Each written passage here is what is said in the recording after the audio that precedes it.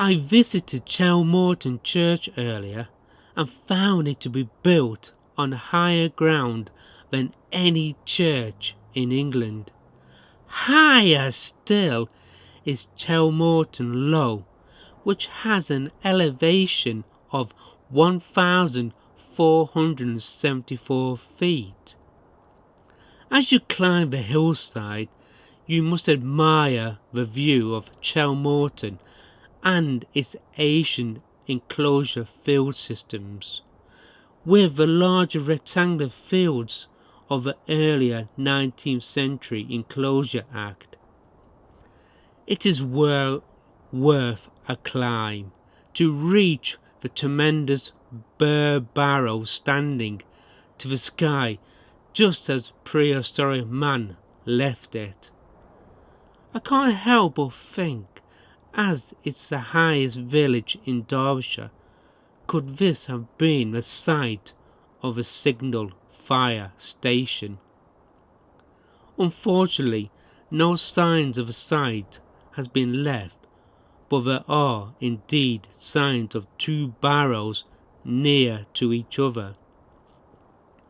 The circumference of the larger is 240 feet and the smaller 60 feet.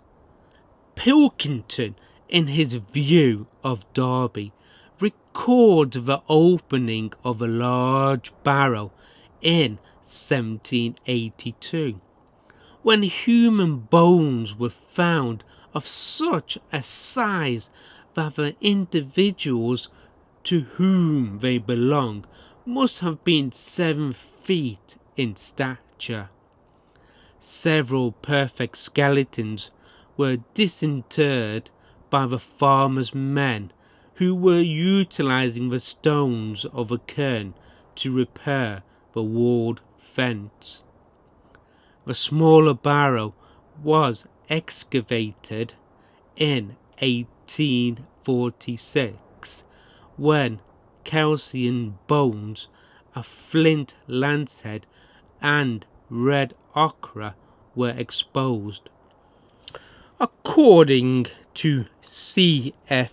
Hawke-Smith's book, Manland Relations in Prehistoric Britain, the excavations of Chelmorton Low and Green Low chambered tomb showed that the buried soil did not exceed a depth of 15 centimeters. These lows were situated in a similar topographical position and were built on a highly shallow soil of no more than a few centimeters depth.